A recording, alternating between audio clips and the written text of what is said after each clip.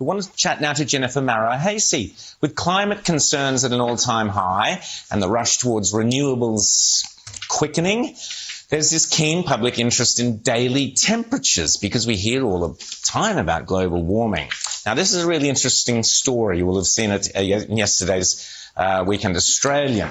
For many years, there's been a freedom of information campaign that has blown the lid on how the Bureau of Meteorology actually record temperatures. That's the Australian Bureau of Meteorology, known as the BOM or BOM.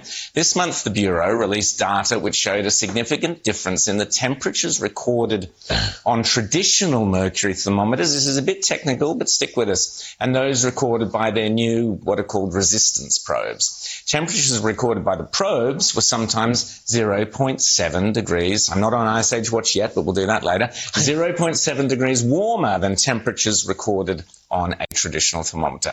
If the case for rising temperatures is so strong, then there is no reason for the BOM, for the Bureau, to conceal their findings. Yet, they refuse to make full records available to the public. One scientist fighting for the release of the data is Jennifer Marohasy, great friend of this show, of Outsiders, who joins us now. Jennifer, always terrific to see you. I know it's a bit of a technical story, but I just want to go back to a decade ago. Tony Abbott came into power in a landslide victory for the Liberal Party. Part of his platform was to investigate how the Bureau of Meteorology were recording data in order to show global warming. Now, Tony Abbott, that was an election commitment, but he was rolled by the bedwetters, Greg Hunt and so on, and the others who are still causing problems to this day, and they didn't go ahead with the inquiry. 10 years later, Jennifer, you now have some information for us. Tell us about it. So if we go back to actually the last time I was on your program, I was talking about the homogenization, which is the remodeling of the data as it's recorded. And that's a problem, and it may generate more of a global warming trend than this issue of transitioning to probes. But I can actually unhomogenize data that's homogenized, but I can't do anything about temperatures recorded with a probe that's not correctly calibrated. And my concern is that when the Bureau started to transition, and what you're showing on the screen, there's a Stevenson screen, and originally there were mercury thermometers in those Stevenson screens that were, the temperature was found out was derived from the mercury thermometer. They started transitioning to probes in November 1996. And their policy is that they have parallel data because the probes might not record exactly the same as the mercury. Now, they've collected parallel data for 38 of their 700 weather stations, but they've never made that data publicly available, and they haven't actually analysed it themselves properly.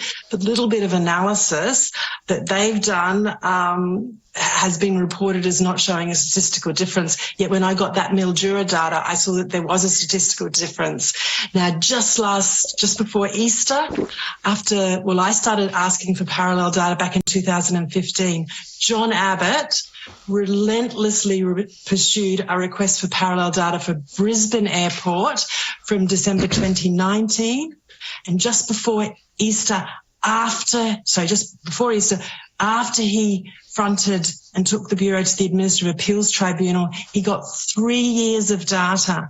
And my analysis of that shows that, yes, the probes sometimes record up to 0.7 degrees warmer. And remember, we're meant to be concerned about a 1.5 degree tipping point. So we're talking about significant amounts of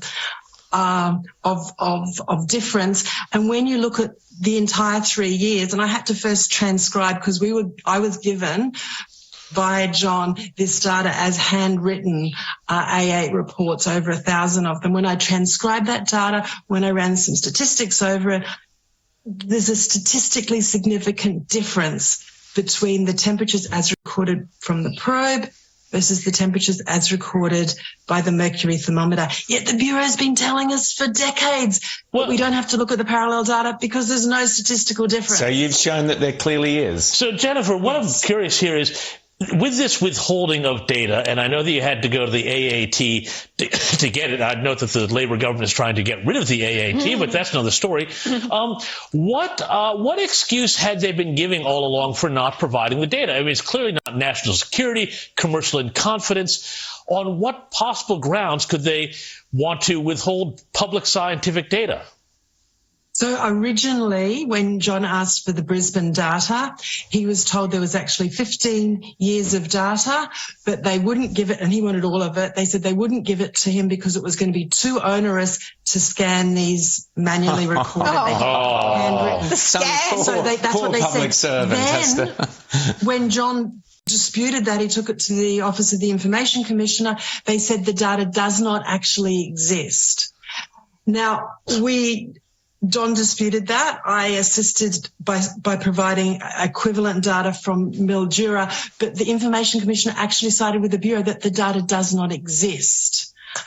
Then they changed their story again and went back to it's too onerous.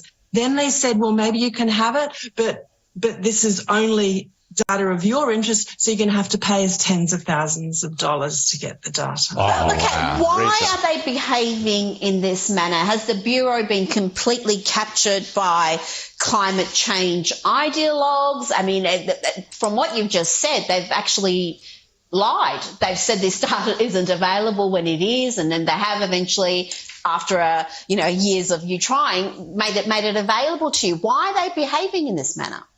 Because they absolutely don't want analysis of the parallel data, because it will show that there is a real discrepancy between the traditional way of recording and the recordings from the platinum-resistant probes in automatic weather stations.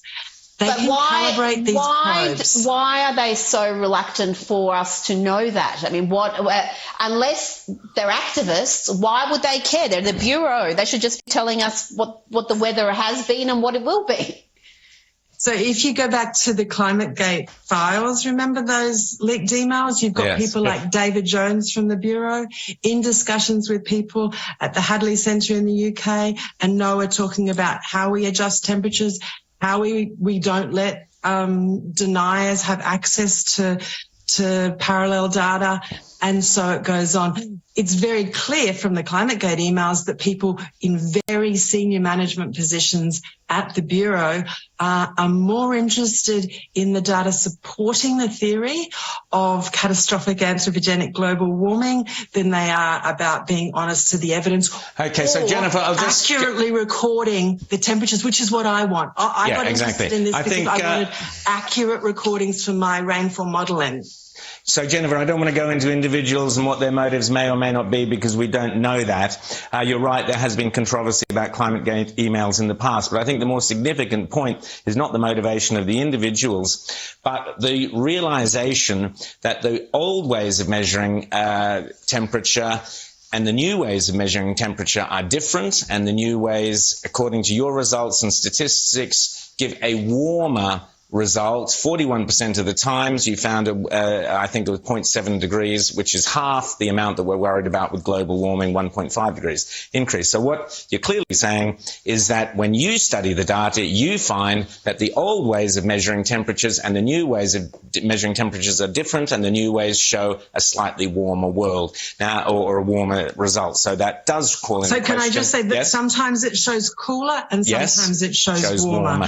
So we've got actually problems. I actually think in the context of these probes, there's as much incompetence as there is wrongdoing. They are having a problem getting the probes equivalent to the old mercury recordings. I actually did a lot of work with the Indonesian Bureau of Meteorology. They always have a mercury and a probe in the same Stevenson screen because it's difficult to get equivalence. Yes. Which is all the more reason for the Bureau to be transparent and let us see all the parallel data. Here. We've only got access to a tiny 3 years of the 15 years from Brisbane. I want all 15 years. But there's another 38 stations that have got about 20 years each of parallel data. That data needs to also be made. Of course it does. The data needs to be available to people like Jennifer Marohasy so that we, the public, know, because we pay for the Bureau of Meteorology. We want to know that we are getting all the information that we want, not that the Bureau says we can have.